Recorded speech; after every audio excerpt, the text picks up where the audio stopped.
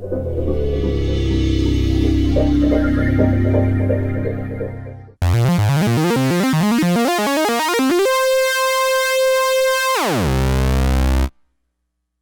everyone. Welcome to the Inner Sanctum here at Night Sky Sound. This is a new series that I've produced to address vintage synthesizers and vintage gear and all the cool toys in the studio that make great films, great film soundtracks, sound design, records, record production, remixes, and anything that has to do with creating music and sound and scores. So, many of you may know me. My name is Stevee Dee from some of the films I've worked on, some of the soundtracks I've done, various remixes, record production, sound design, post-production. You can check out my IMDb. You can check out my Discogs. And yeah, so welcome aboard. And this is going to be a fun series that it's going to start out with synthesizers, vintage synths in particular. Then we're going to graduate up to outboard gear and some really cool vintage mics. And we're going to incorporate some newer synths as well. Things that I feel are, you know, some of the most groundbreaking synthesizers, sound modules from the 60s on up through now. So we'll address analog synthesis from the 60s and 70s and 80s. We'll get into some hybrid synths. We'll get into some digital synths, starting with FM digital, like the Yamaha DX7 type stuff. And then we'll get into virtual analog and then some of the more advanced digital synthesizers from Kurzweil. And, you know, we'll even talk about plugins and sound libraries, and it's going to be fun. So thanks for tuning in. And without further ado, let's talk about the Moog MiniMoog, the most iconic synthesizer in history. This was the guy that really started it all as far as making synthesis affordable for the masses. Before the MiniMoog, there were modular systems. Dr. Moog created some very expensive analog modular synthesizers in the 60s, the 900 series being probably the most famous. And unfortunately, they cost a lot of money to build, and only the most famous, only the most prolific artists could afford them. Then, in the early 70s, 1970, a bunch of engineers at Moog got together and they decided to create something more affordable, something a lot more portable, and the MiniMoog was born. There were 4 incarnations. This was the Model D. This was the one that saw commercial success. This was the final release. And without, further ado, let's get into it. 3 oscillators. So we'll get over here on the oscillator bank. Before I talk about that, I just want to explain this synthesizer. I've had this in my collection for 30 years. I bought this I think it was the late 80s. I bought it in New York City secondhand, and I always wanted a MiniMoog. And in the late 80s, they were very affordable because nobody wanted them. It was very sad. The DX7, the Roland D50, the Korg M1, all these new digital synthesizers that had come on the market really killed the analog market. And all these companies like Sequential and Moog, they were going out of business at the time.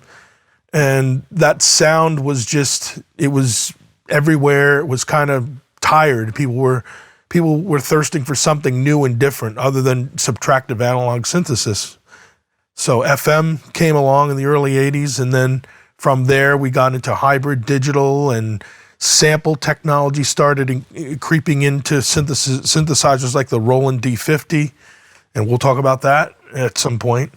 And then the Korg M1 with its beautiful samples and beautiful built-in reverbs and effects, it really blew people's minds. They were like, it's ready to record as is. So analog synthesizers like the MiniMoog and the Prophet 5 and a bunch of other synths from Oberheim and Roland and Korg just got kicked to the curb. So I got a great deal on this in the late 80s, and it's been in my collection ever since. And recently it's undergone a complete restoration. We completely restored it, recapped the power supply, recapped everything, but with the original capacitors, same exact style, electrolytics from the same manufacturers, whether it was Sprague or Vichy. I kept everything as close to the original as possible. All the pots, switches were clean. Keyboard was completely rebuilt. It was leveled. And, you know, the thing feels amazing. It's... Take the glide off.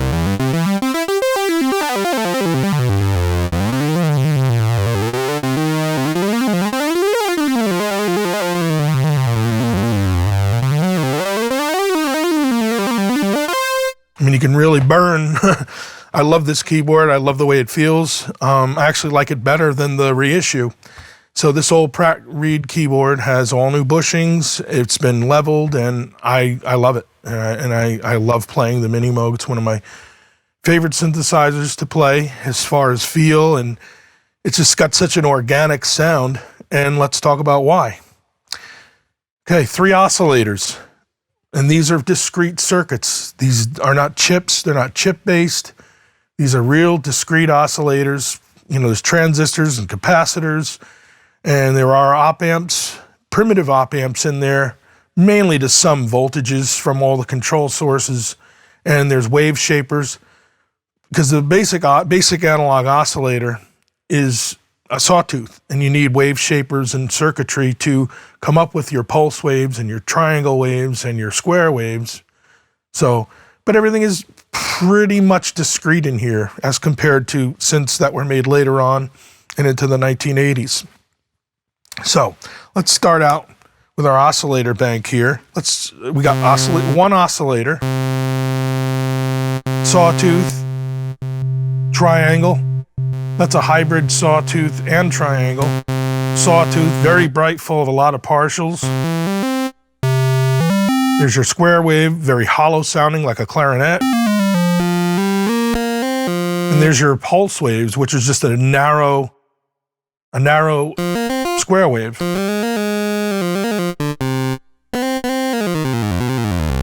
Sounds like a clavinet.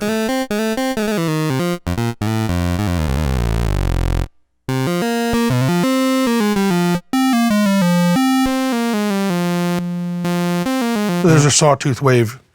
Oscillator 1, you can go from low frequency, which is could be used for LFO type of effects.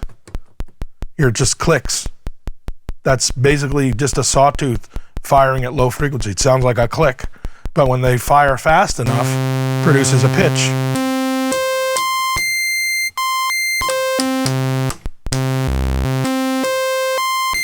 You can see I calibrated this, and the tuning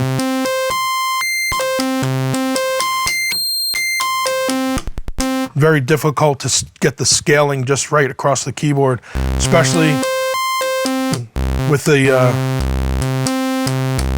tuning, with the octave switches, making sure everything is, and all 3 oscillators track perfectly together. Let's bring in oscillator 2.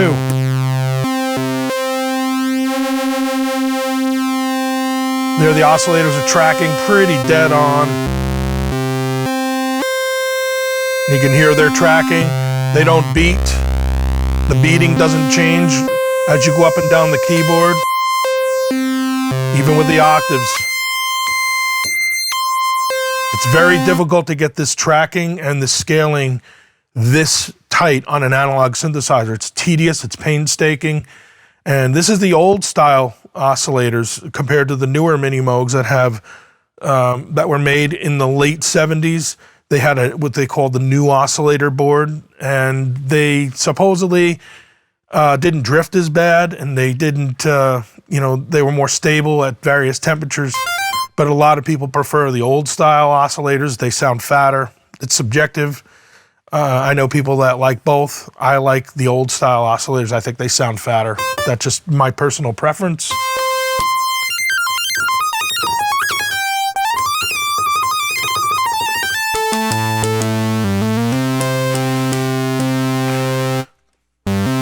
But let's detune them a little more. It's fat, nice.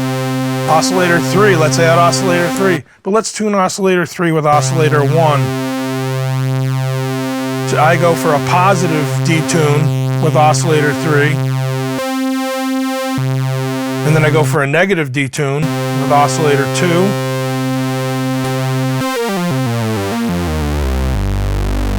Huge. It's awesome. I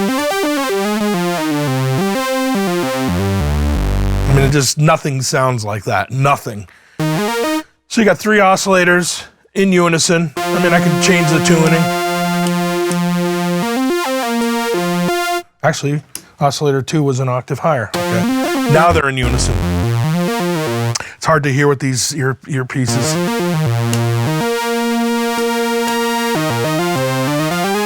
Now they're stacked in octaves. Oscillator 2 is an octave higher than 1, and 3 is 2 octaves higher than 1.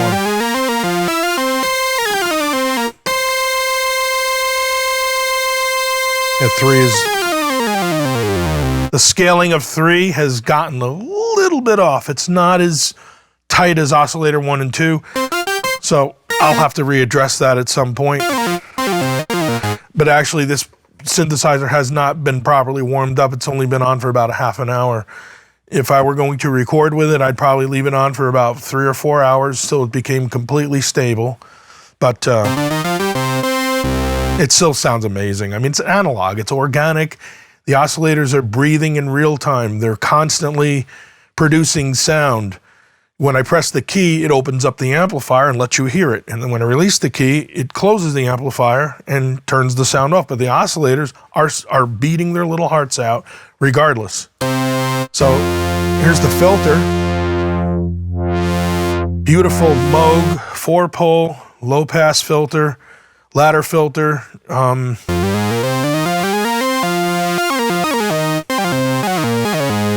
One of the most important patents Dr. Moog ever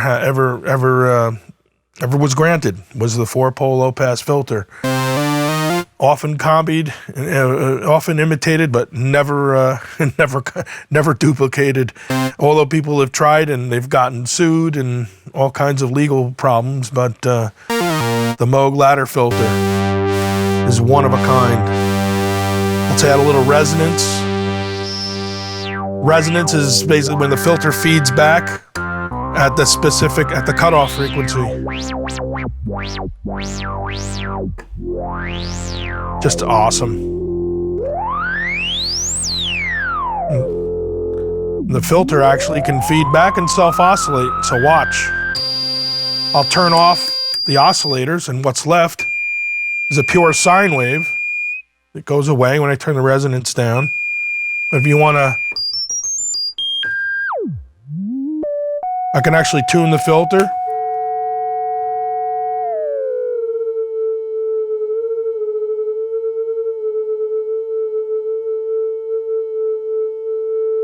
A440.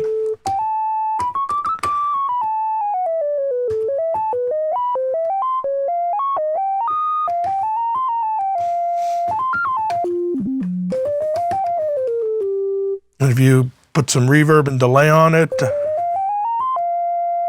I mean, you can get some really cool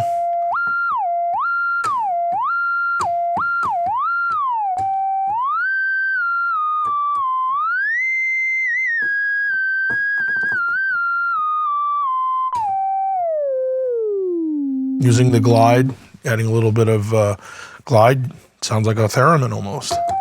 So that's using the filter to create sound as well.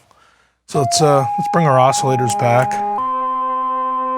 So now the filter is tuned.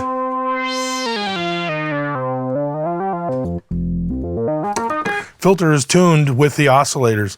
And what an interesting sound that is.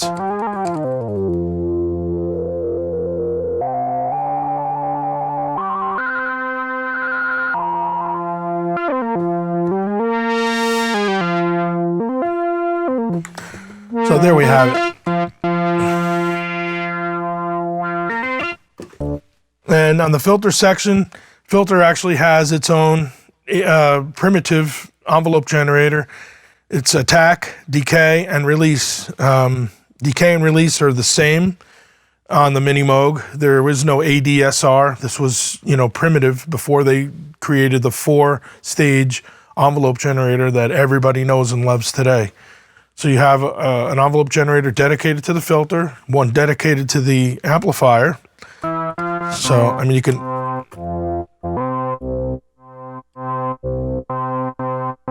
And let's mess around with the filter envelope amount.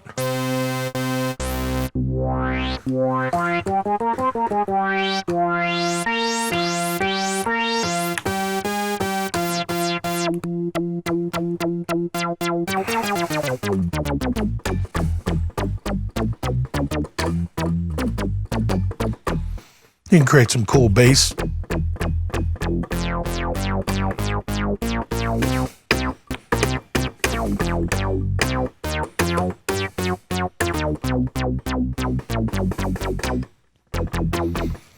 So I mean, you can mess around with the resonance. Of course, the sound is fatter without the resonance. The resonance actually takes away some of the bass, so you'd have to put it back in with EQ in the mix situation.